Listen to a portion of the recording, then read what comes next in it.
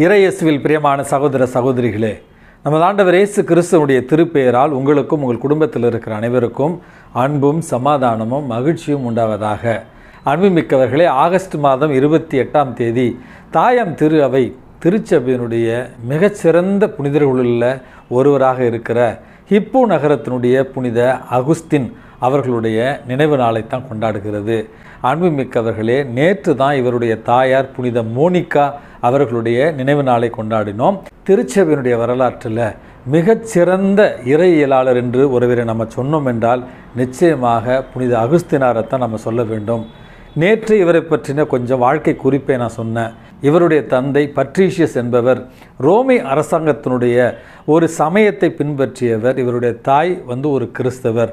இளைய வயதிலேயே புனித அகுஸ்தினார் உலகப்போக்கான ஒரு வாழ்க்கை வாழ்ந்தார் என்றும், பிறகு சட்டத்தை பயின்றார். அதற்கு பிறகு கார்த்தேஜ் என்று சொல்லப்படுகிற ஒரு நகரத்திற்கு சென்று அங்கே அறிவுபூர்வமாக இறைவனை தேட முயற்சி செய்கிறார். அங்கே அவர் படித்து கொண்டிருக்கிற அந்த ஒரு நேரத்தில் தான் இவருடைய தாய் ஒரு கத்தோலிக்க கிறிஸ்தவராக இருந்தாலும் அந்த மாணிக்கேயச கொள்கையினால் ஈர்க்கப்பட்டு அந்த ஒரு புதிய சமயத்தை பின்பற்ற ஆரம்பிக்கிறார். அதற்கு பிறகு அந்த ஒரு கொள்கையிலும் இவருக்கு ஒரு மன ஆறுதல் ஏற்படவில்லை, மன நிறைவு ஏற்படவில்லை. இப்படிப்பட்ட ஒரு நெருக்கடியான ஒரு காலகட்டத்திலையும் இவருடைய தாய் இவருடைய மனமாற்றத்திற்காக தொடர்ந்து ஜெபித்து கொண்டார் என்றும், அதனுடைய ஒரு பலனாக இவரும் இவருடைய தாயும் மிலா நகரத்திற்கு சென்று அங்கே ஒரு நாள் புனித அகுஸ்தினார் புனித வனத்து அந்தோனியாருடைய வாழ்க்கை வரலாற்றை வாசிக்கிற நேரத்தில் அவருக்கு ஒரு புத்தொளி தோன்றுகிறது. அதற்கு பிறகு இவருக்கு ஒரு குரல் கேட்கிறது, எடுத்து வாசி எடுத்து வாசி என்கிற அந்த குரல். விவிலியத்தில் எடுத்து அவர் வாசிக்கிற பொழுது இந்த பகுதி கொடுக்கப்பட்டிருக்கிறது. அதாவது ரோமேருக்கு எழுதிய திருமுகம் 13வது அதிகாரத்தில் களியாட்டம், குடிவெறி, கூடா ஒழுக்கம், காமவெறி, சண்டை சச்சரவு ஆகியவற்றை தவிர்ப்போமாக. தீய இச்சைகளை தூண்டும் ஊன் இயல்பின் நாட்டங்களுக்கு இடம் கொடுக்க வேண்டாம். இயேசு கிறிஸ்துவை அணிந்து கொள்ளுங்கள் என்கிற இந்த வாசகத்தினுடைய பகுதியை பார்த்த உடனேயே உள்ளம் நொந்தவராய் தன்னுடைய வாழ்க்கையை முற்றிலும் மாற்றிக்கொள்ள விரும்பி அங்கே மிலா நகரத்தில் இருந்த புனித அம்புரோசியாரை சென்று சந்திக்கிறார். அம்புரோசியார் இவருக்கு விவிலியத்தை விளக்க அன்றே அவர் மனம் மாற முடிவு செய்து புனித வனத்து அந்தோனியாரை போல தானும் மாற வேண்டும் என்று விரும்பி இவர் திருமுழுக்கு பெற ஆசிக்கிறார்.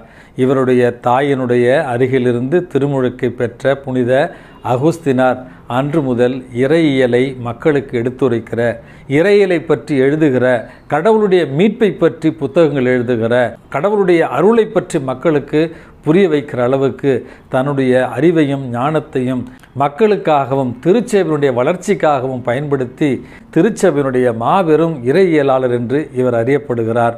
அன்புமிக்கவர்களே, இவர் எழுதிய தி சிட்டி ஆஃப் காட், கடவுளின் நகரம் அப்படி என்று சொல்லுகிற ஒரு புத்தகம் இன்றளவும் உலக பிரசித்தி பெற்றது என்பதை நம்ம உணர்ந்து கொள்ளலாம்.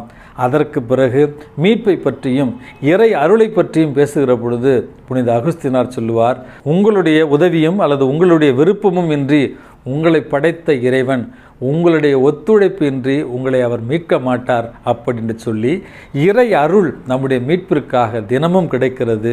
அந்த இறை அருளோடு நாம் ஒத்துழைத்தால்தான் நமக்கு மீட்பு கிடைக்கும். அப்படி என்று நம்முடைய மீட்பிற்கான அழகான வழியையும் புனித அகுஸ்தினார் நமக்கு தெளிவாக சொல்லியிருக்கிறார்.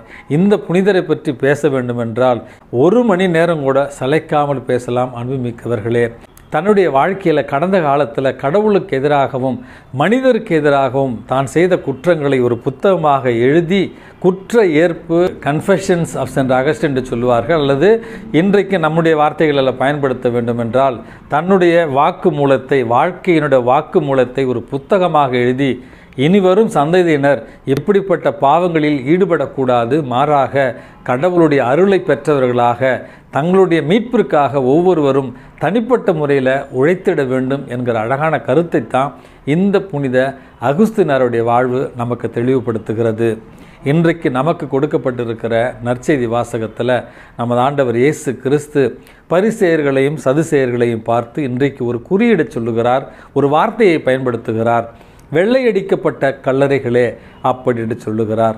யூதர்கள் வாழ்ந்த அந்த ஒரு பகுதியில் கல்லறைகள் மீது வெள்ளை அடித்திருப்பார்கள். காரணம், அந்த கல்லறைகள் மீது அவர்கள் கால் பதித்து விட்டால் அது தீட்டாகிவிடும் என்கிற ஒரு காரணத்திற்காகவும், இன்னொரு காரணத்திற்காக தங்களுடைய மூதாதையினருடைய கல்லறைகளை அவர்கள் வெள்ளையடித்து அழகாக வண்ணம் தீட்டி அந்த மூதாதையர்களுக்கு நாங்கள் வணக்கம் செலுத்துவதாகவும் அவர்களை மதிப்பதாகவும் அன்பு செய்வதாகவும் குறியீடாக அவர்கள் அப்படி அழகுபடுத்துவார்கள்.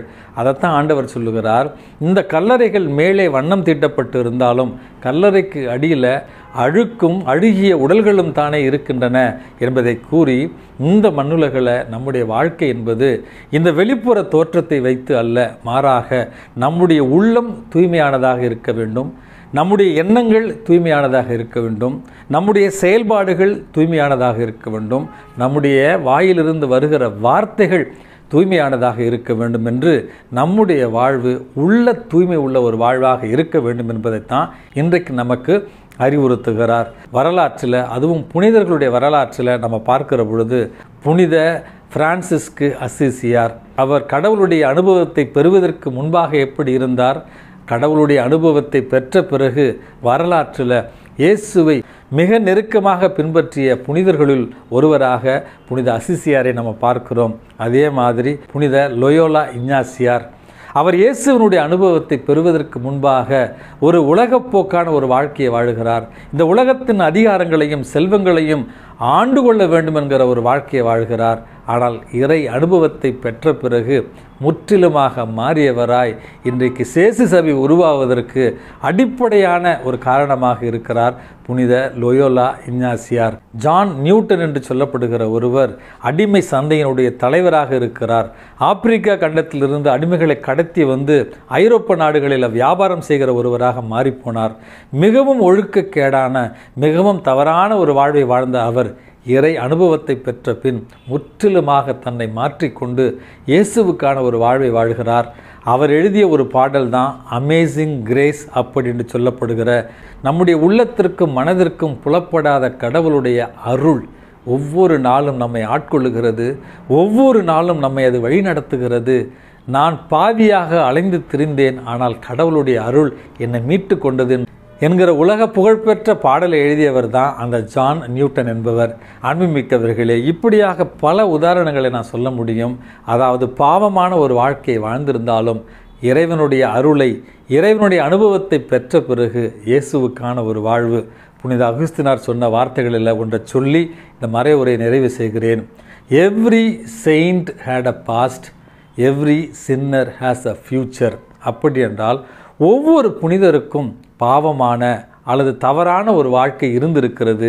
அதிலிருந்து மாறுபட்டு தான், மாற்றி தான் அவர்கள் இறைவனுக்கான ஒரு புதிய வாழ்வை தொடங்கி புனிதர்களாக மாறியிருக்கிறார்கள். அதே போல் every sinner has a future. அப்படி என்றால் ஒவ்வொரு பாவிக்கும் ஒரு வாய்ப்பை கொடுக்கிறார் இறைவன். ஒரு வளமான புனிதமான எதிர்காலம் நமக்கும் உண்டு. ஆனால் கடவுளுக்காக நம்முடைய வாழ்க்கையை நம்ம மாற்றிக்கொள்கிற பொழுது, ஆகவே நம்முடைய இறந்த காலம் என்னவாக இருந்தாலும் அதை பற்றி கவலைப்படாமல் வருகிற எதிர்காலம் என்பது நமக்கான அருளின் காலமாக இருக்கிறது, மனமாற்றத்தின் காரணமாக இருக்கிறது என்பதை புரிந்து கொண்டு நமது ஆண்டவர் இயேசுவினுடைய கரம் பிடித்து மீட்பை நோக்கி பயணம் செய்வோம். எல்லாம் வல்ல இறைவன், தந்தை, மகன், தூய ஆவி உங்களையும் உங்கள் குடும்பத்தில் இருக்கிற அனைவரையும் நிறைவாக ஆசீர்வதித்து பாதுகாத்து வழி நடத்துவாராக. ஆமென்.